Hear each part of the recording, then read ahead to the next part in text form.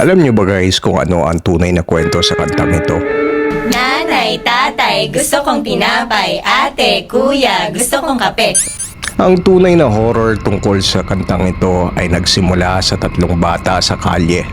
Tumakas sila sa sindikato at may nakita silang mag-asawa sa kalye at humingi sila ng tulong dito.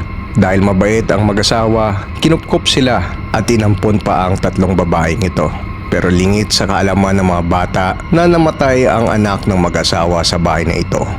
At dahil dito, nagpapakita sa kanila ang batang namatay tuwing gabi.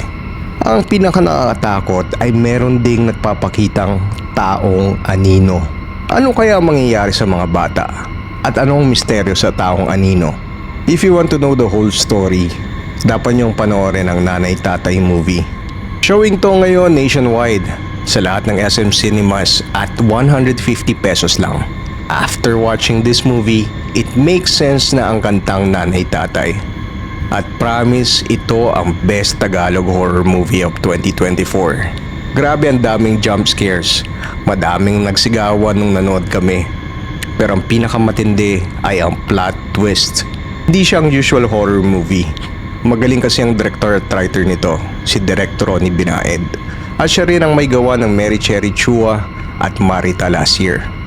Para siyang James Wan ng Pilipinas, yung gumawa ng Insidious at Conjuring. At ang rating namin ni Olga sa movie na to ay 10 out of 10. Watch Nanay Tatay showing in SM Cinemas right now. Ito ang best horror movie ngayong taon.